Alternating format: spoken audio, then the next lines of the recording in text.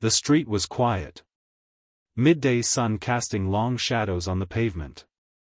When Officer Daniels saw a black sedan make a right turn without signaling, he hit the lights without hesitation. The car slowed, then stopped near the curb. He approached the driver's side, hand on his belt. Inside sat a black woman. Early 40s. Professional looking. Gray blazer. Poised. Calm. He tapped the window. License and registration. She rolled it down halfway. May I ask why I was stopped? His tone sharpened. You didn't use your signal back there. She didn't argue. Just reached into her bag and handed over the documents. Daniels glanced at the license. Then back at her. Something in his face changed. This your car? Yes. You own it? Yes. He narrowed his eyes. This seems like a pretty nice vehicle for someone who... She looked at him. Not blinking. Not speaking. Just waiting. He handed the license back but didn't move. Where are you headed? Is that question related to the reason for this stop? Daniels hesitated. You being difficult with me, ma'am? She kept her voice low. I'm invoking my right to remain silent unless charged. He took a step back. Radioed something in quietly. Another officer pulled up minutes later. White. Tall. Younger. More aggressive. They exchanged words. Then walked back to the car together. Step out of the vehicle, ma'am. For what reason? We need to verify this isn't a stolen vehicle. I just provided registration. Step out now or we'll remove you. She unlocked the door. Stepped out without a word. Stood tall. Still calm. The second officer moved toward the trunk. Pop it. No. That hesitation was enough. Both officers turned toward her. Hands hovering near their belts. Daniels said it louder this time. You're under suspicion of vehicle theft. Her voice didn't rise. Do you have any proof to support that claim? You're refusing a lawful order. I'm refusing an unlawful search. They moved in quickly. One grabbed her arm. The other reached for cuffs. But she didn't resist. She just said, check the glove box. Daniels froze. What? Check the glove box. He looked to the other officer, then opened it. Inside was a slim black leather case. He opened it. His face drained of color. He stepped back, eyes wide. The second officer leaned in. What is it? Daniels didn't speak. Just handed him the ID. Federal badge. Unmistakable. Judge Alexandra R. Ellis. Federal District Court. Southern Division. The silence that followed was louder than any siren. Judge Ellis didn't speak. Didn't move. She just stood there. Watching them. The younger officer lowered his hand. Mumbled something neither of them understood. Daniels cleared his throat. We didn't realize. No, you didn't. She reached for the badge and took it back calmly. You assumed. The tone in her voice didn't shift. But the weight of her words did. She got back in the car. Before starting the engine, she added. This stop is now part of an active misconduct report. You'll hear from the Oversight Board within 48 hours. Then she drove away. And neither officer moved for a full minute. That night, Officer Daniels couldn't sleep. He sat at his kitchen table, staring at the complaint form in front of him. He hadn't even filled it out yet. Because what could he say? What excuse was left? The woman they detained wasn't some random civilian. She was a federal judge. And they treated her like a suspect. Based on a hunch. A bias. A reflex. But she didn't raise her voice. Didn't scream or threaten. She didn't need to. Because real authority doesn't need to shout. The rest of the story didn't stay quiet. Not for long. By morning, dashcam footage of the stop had been pulled for review. And the name, Judge Ellis, had already reached the department's internal affairs unit. But that was just the beginning. She wasn't the first. And she wouldn't be the last. And what they didn't know, what they couldn't know, was that Judge Ellis had seen this pattern before. And this time, she wasn't just going to file a report. She was going to change the system from the inside. The internal review started quietly. A phone call from Ellis's office.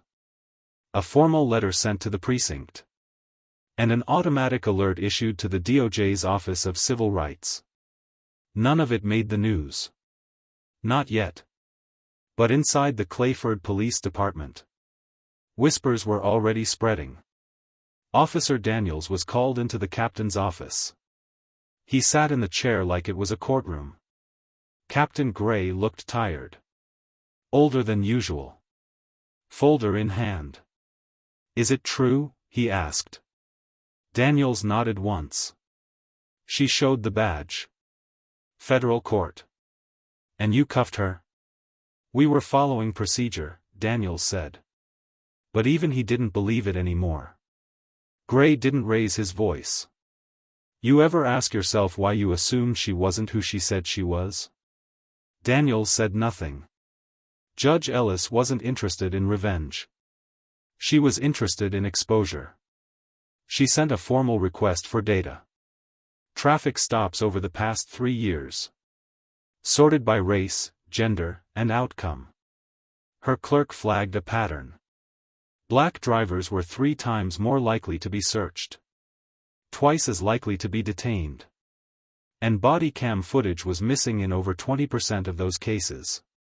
Ellis didn't react outwardly. She just made a list. Names. Officers. Timestamps. Cases marked, no follow-up. Then she called a colleague at the Federal Circuit Court. A friend who owed her a favor. 2 days later, a DOJ compliance team was assigned to audit Clayford PD. Captain Gray received the notice on a Tuesday morning. He gathered the department in the briefing room. The air was thick. No one joked. No one smiled. "We're being reviewed," he said.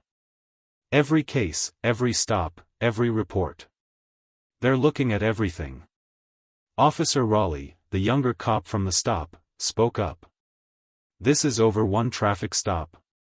Ellis's name was never mentioned. But everyone knew. Gray looked directly at him. "This isn't about one stop. It's about all the ones that came before it too." The DOJ team arrived on Thursday. 3 agents. Not in suits. No fanfare. They set up quietly in a back office. Requested files without explanation. Asked questions without accusations. Within 48 hours. They had what they needed. Meanwhile, Judge Ellis sat in her chambers. Typing an opinion for an unrelated civil case. But her mind wasn't there. She glanced at the folder on her desk. The one marked Clayford PD. And opened it again. Inside were copies of previous complaints. Statements from drivers. Internal memos. And one handwritten note from a woman named Camille Morris. "He pulled me out of the car by my arm. I was wearing scrubs. I had just come from the night shift. He said, 'This car's too nice for someone like you.'" There was no footage. No apology. Just a warning and a bruise. Ellis read it twice.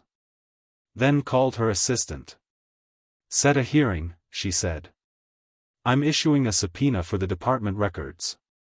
The town didn't know yet. But it was about to. The hearing wasn't closed. And when the story leaked, The courtroom filled with more people than seats. Press. Community leaders. Past victims. Curious onlookers. Judge Ellis didn't preside. She testified. Under oath.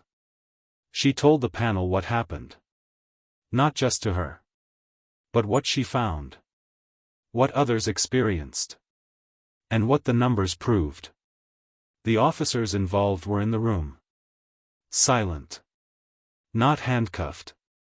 But weighed down all the same. The crowd didn't cheer. Didn't boo. They just listened. Because this wasn't spectacle. This was evidence. When it ended, the judge leading the inquiry said 5 words. This will not be buried. And for the first time. In a long time. It wasn't. Back at the precinct. Officer Daniels cleared out his locker. No charges were filed. But he was placed on indefinite leave. Raleigh resigned the next day. Captain Gray remained. But he issued a public apology. Not to protect himself. But because. Deep down.